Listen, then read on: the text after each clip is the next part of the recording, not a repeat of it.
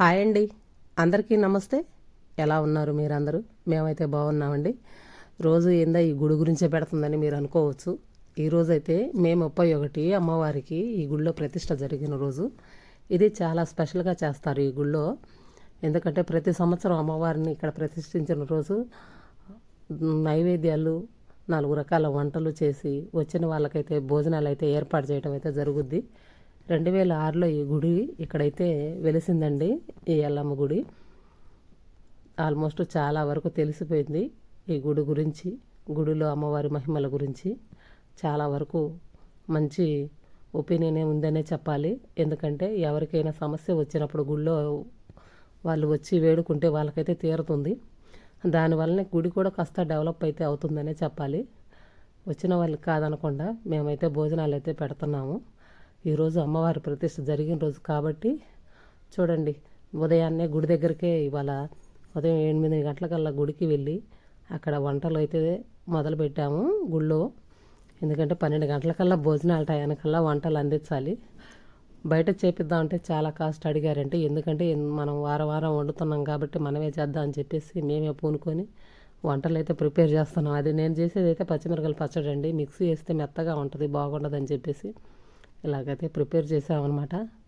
మొత్తానికి 11 గంటలకైతే వంటలు అయితే పూర్తయిపోయినాయి. చూడండి అమ్మవారి అలంకరణ. ఈరోజు అమ్మవారిని ఇక్కడ ప్రతిష్ఠించిన రోజు కాబట్టి ఎంత చక్కగా అలంకరణ అయితే చేశారో. ఆ గదిలో మొత్తం చూడండి ఎంత ధూపం, అదంతా ధూపం పొగలు ఎలా కనిపిస్తుందో. ఆ తల్లి కృప మీ అందరికీ ఉండాలని కోరుకుంటున్నాను. వచ్చిన వాళ్ళని మాత్రం కాదనకుండా ఆ తల్లి అందరికీ కోరికలు నెరవేరుస్తుందనే చెప్పాలి. మీకు నమ్మకం లేకపోతే మీరు కూడా ఒకసారి వచ్చి చూడండి. చాలా అంటే చాలా బాగండి.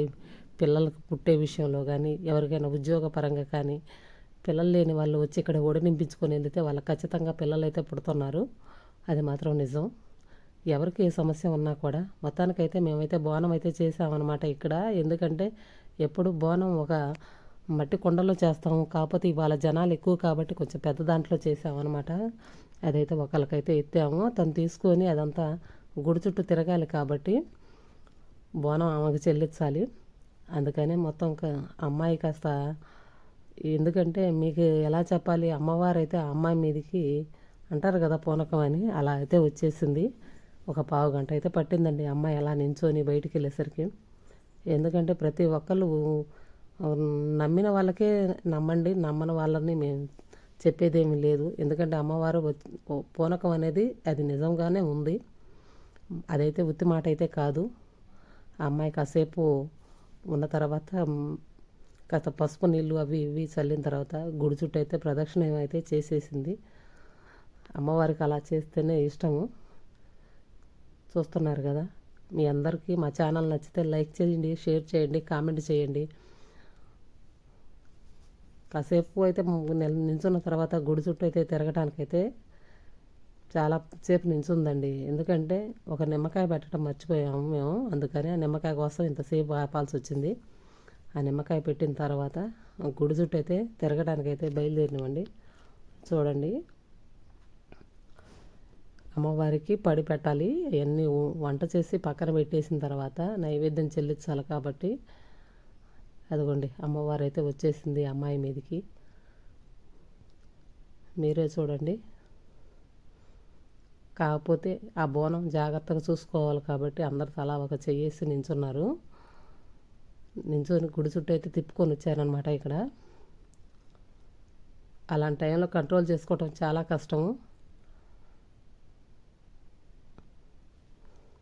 చూడండి అలా పట్టుకొని మనం అంతమంది పట్టుకున్నా కూడా చాలా అంటే చాలా గట్టిగా పట్టుకొని ఉంటుంది. తనైతే వదిలిపెట్టదు అనుకోండి, కాకపోతే మన జాగ్రత్తలో మనం ఉండాలి. అందుకని అందరూ నించొని జాగ్రత్త చేస్తున్నారు బోనాన్ని. మొత్తానికైతే అయిపోయిందండి. బోనం మొత్తం తిరిగేసి వచ్చిన తర్వాత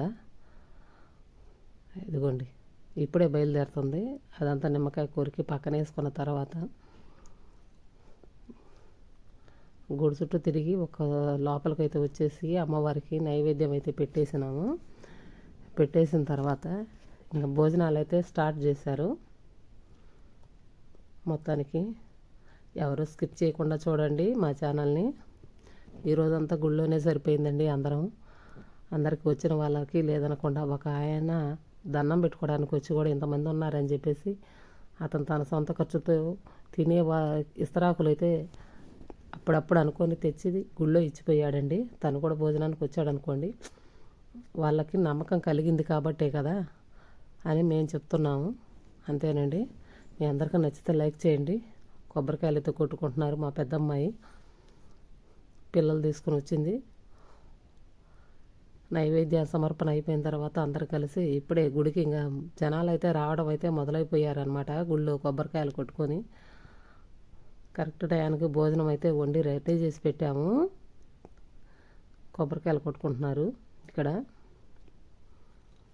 చూడండి. ఈ నెలంతా మాకు గుళ్ళో హడావుడేనండి. జోగని కొన్ని రోజులు తిరిగాము. ఇక్కడ చూడండి వంటలు అయితే పానకం చేసాము, పాయసము, వడపప్పు, బంగాళదుంప చూసారు కదా, బంగాళదుంప పచ్చిమిరకాయల పచ్చడి, వైట్ రైసు, పులిహారము, పెరుగు, ఇదైతే సాంబారు. ఇవి మేము చేసినవి. ఇవి వచ్చేవాడు మా అబ్బాయి. కొబ్బరికాయ అయితే కొట్టు అని చెప్తే మా అబ్బాయి కొబ్బరికాయ అయితే కొడుతున్నాడు. ఇంక అయిపోయిందండి ఈరోజు పూజ. అందరికీ భోజనాలు అయితే స్టార్ట్ చేసాము. మీ అందరికీ నచ్చితే లైక్ చేయండి, షేర్ చేయండి, కామెంట్ చేయండి. నచ్చిందని అనుకుంటున్నాను. ఆ తల్లి అందరినీ ఎల్లవేళ్ళ చల్లగా చూడాలని కోరుకుంటున్నాను. భోజనాలు అయితే చూడండి, భోజనాలు పెట్టేస్తున్నారు ఆకలితో ఉండకూడదని. నమస్తే.